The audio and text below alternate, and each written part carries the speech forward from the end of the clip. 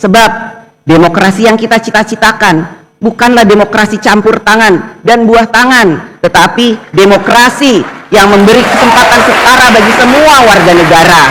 Kini, kritik rakyat hadir dalam berbagai bentuk yang kreatif dan memanfaatkan kemajuan teknologi, khususnya media sosial sebagai corong suara publik. Ungkapan tersebut dapat berupa kalimat singkat seperti kabur saja dulu, sindiran tajam, Indonesia gelap, lelucon politik, negara Konoha, hingga simbol-simbol baru seperti bendera One Piece dan banyak lagi yang menyebar luas di ruang digital. Bagi para pemegang kekuasaan, semua suara rakyat yang kita dengar bukanlah sekedar kata atau gambar. Di balik setiap kata ada pesan, di balik setiap pesan ada keresahan, dan di balik keresahan itu ada harapan.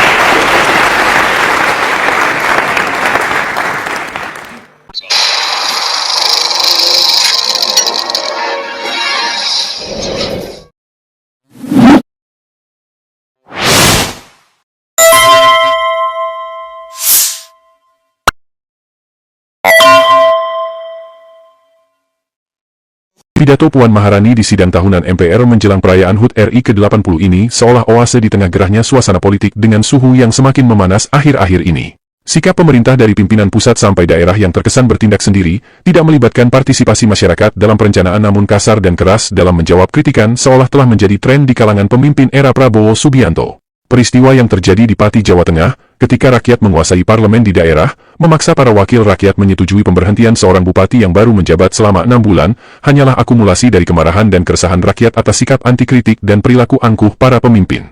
Kritik adalah sebuah keniscayaan di negara demokrasi. Kalau tidak ada kritik, berarti demokrasi telah mati. Dan inilah yang diperjuangkan para mahasiswa pada tahun 1998, di bawah pimpinan para akademisi dan aktivis kala itu termasuk Megawati Soekarno Putri, ibunda dari Puan Maharani.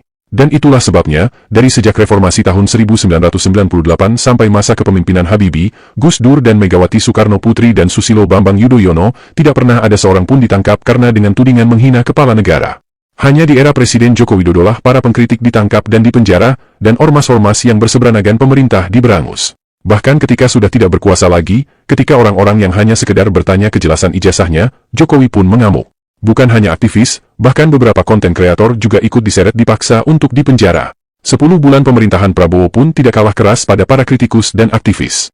Walau dipuji karena memberikan amnesti dan abolisi kepada para tahanan politik era Jokowi, namun sikap dan pandangan Prabowo kepada para kritikus masih patut dipertanyakan. Dalam beberapa kali kesempatan berpidato, Prabowo seolah mengkerdilkan kritik dan bahkan menuding demo Indonesia gelap dan tagar kabur aja dulu dibiayai koruptor. Perilaku pemimpin anti-kritik ini pun dikritik oleh Puan Maharani. Menurut Puan, di balik kritik, ada keresahan yang ingin diperjuangkan. Namun bukan hanya itu, Puan Maharani juga ikut mengkritik Pilpres dan Pilkada tahun 2024. Puan menyayangkan perilaku pejabat negara yang menurutnya lebih mengedepankan campur tangan dan buah tangan yang ikut mempengaruhi pilihan politik masyarakat. Maraknya pembagian bansos dan bahkan Joko Widodo yang terang-terangan ikut berkampanye di Pilpres dan Pilkada adalah perilaku tidak beretika seorang pemimpin yang menggunakan segala cara untuk bisa berkuasa. Sebaik apapun visi dan integritas partai, jika sistem politik, khususnya sistem pemilu, tidak mendukung terwujudnya kedaulatan rakyat secara nyata, maka suara rakyat berisiko terdistorsi. Sistem pemilu kita, sebagai sarana utama membentuk perwakilan, memang belum sepenuhnya sempurna. Tantangan kita adalah memastikan bahwa sistem ini benar-benar mendekatkan kehendak rakyat dalam menempatkan wakil-wakilnya dan memilih pemimpinnya.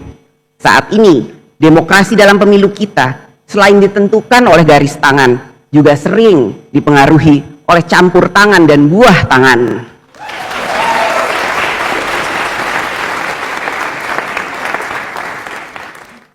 Kita semua memiliki garis tangan, nasib dan kesempatan yang diberikan oleh Allah Subhanahu wa Ta'ala, Tuhan yang Maha Esa. Tetapi tidak semua dari kita memiliki kemampuan yang sama untuk ikut campur dan memberikan buah tangan dalam menentukan arah demokrasi. Inilah kritik sekaligus otokritik terhadap demokrasi dalam pemilu kita. Kita harus terus memperbaiki dan menyempurnakannya.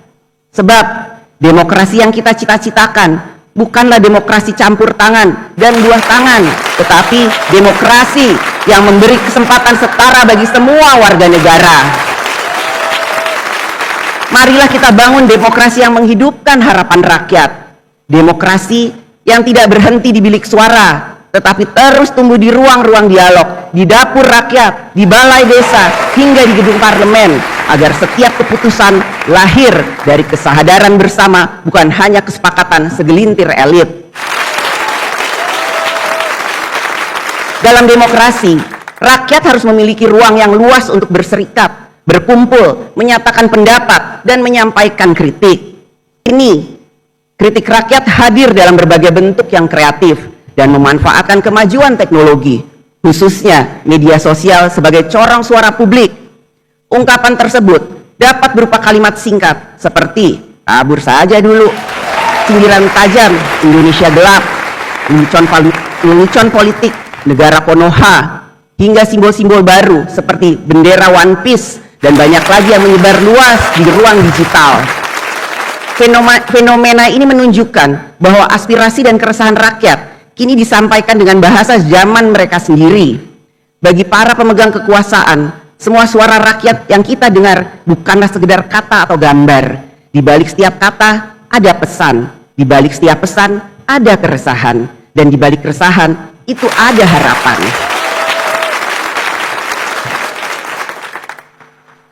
Karena itu, yang dituntut dari kita semua adalah kebijaksanaan. Kebijaksanaan untuk tidak hanya mendengar, tetapi juga memahami. Kebijaksanaan untuk tidak hanya menanggapi, tetapi merespon dengan hati yang jernih dan pikiran yang terbuka. Kita semua berharap, apapun bentuk dan isi kritik yang disampaikan rakyat, tidak boleh menjadi bara yang membakar persaudaraan Indonesia. Kritik tidak boleh menjadi api yang memecah belah bangsa. Sebaliknya, kritik pun harus menjadi cahaya yang menerangi jalan kita bersama. Kritik dapat keras dalam substansi dan menentang keras kebijakan. Akan tetapi, kritik bukan alat untuk memicu kekerasan, kebencian, menghancurkan etika dan moral masyarakat, apalagi menghancurkan kemanusiaan. Gunakanlah ruang kritik itu sebagai sarana untuk menyadarkan penguasa, memperbaiki kebijakan, menuntut tanggung jawab, dan mendorong kemajuan bagi seluruh anak bangsa.